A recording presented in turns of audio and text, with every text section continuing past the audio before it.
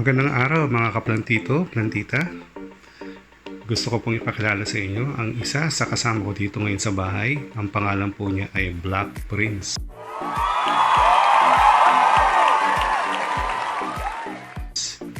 Si Black Prince po ay isang uri ng rubber tree. Nung nabili ko po siya sa online shop, wala pa po siyang 1 feet.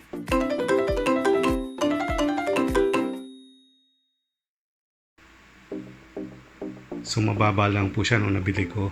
So bago ko po siya bilhin, ang ginawa ko po ay nag-research muna ako sa internet kung paano siya inaalagaan or dinidiligan para po mapalaki ko po siya ng ganito.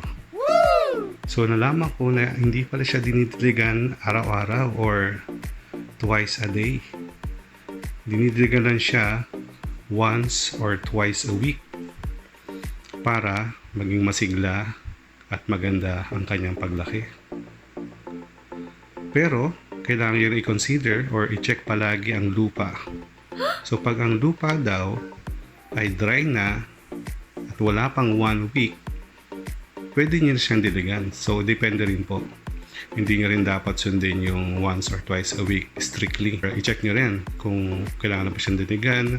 Ngayon malalaman nyo kung pag hinawakan nyo yung lupa at tuyo na, so that's the time na liligay nyo na siya kahit wala pang 1 week or 2 weeks. So ngayon, napakataas niya. Tignan nyo mga kaplantito, plantita. Siguro nasa 4 feet na to. Sobrang taas sa sobrang ganda niya ngayon. Diba? Wow! So ang ginagawa ko, based on my experience, nilalagyan ko siya once a week ng tinatawag na dried na fertilizer. Yun yung ipot ng manok.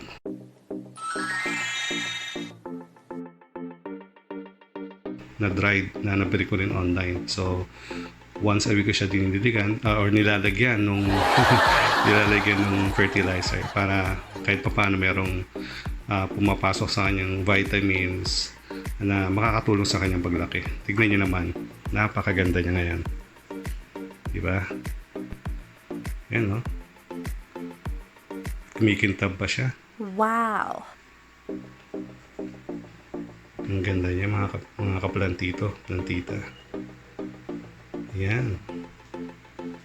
Nabili ko siya online na that was way back December 2021. So pandemic pa rin noon. So nakatulong siya actually kung do sa naranasan nating boredom or stress. So nung nag-alaga ako ng halaman, nag-start ako sa rubber tree. Nakatulong siya sa sa buhay ko kasi pag nakikita ko siya or inaalaga na araw-araw at nakikita kong lumalaki siya at lumalaki na maganda, nakakatulong siya, parang nare-relax yung sarili ko, yung isip ko.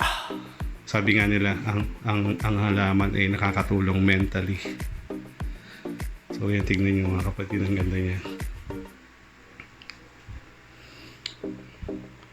Hindi naman talaga ako yung expert sa halaman o pagtatanim. Sinubukan ko lang pero nakita niyo naman ang resulta.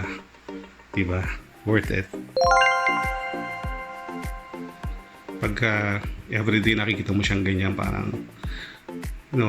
somehow kinukumpleto niya rin yung araw mo. Para ka nag-aalaga ng hayop na everyday binabantayan mo, tinitignan mo kung may problema ba siya, dahon ba niya, nabubulok or nalalanta. So iisipin mo kagad paano mo siya pasisiglahin. So parang nagkakaroon ka ng sense of responsibility na mag-alaga o alagaan siya mabuti, na nakakatulong din mentally. Saka hindi lang yun mga kaplantito-plantita.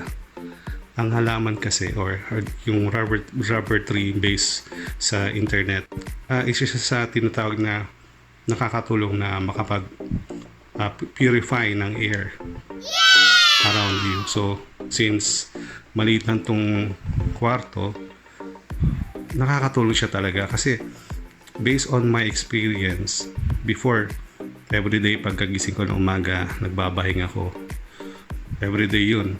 So when I start taking care of plants, especially rubber trees, parang nakita ko yung changes na hindi na ako nagbabahing or unti-unti siyang nawawala yung pagbabahing hanggang sa totally nawala na talaga ting umaga.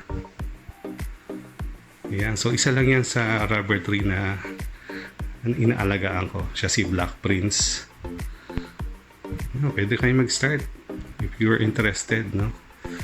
Kasi magandang bagay din yung meron kayong inaalagaan, meron kayong nakikitang changes sa inaalagaan nyo, at hindi nyo alam, tinutulungan niya din kayo without you knowing it, di ba?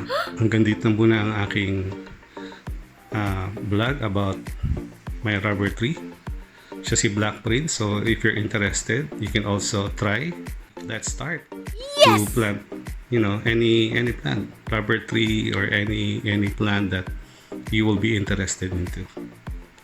So again, salamat sa pakikinig, panonood mga kaplantito, plantita. Magandang araw ulit.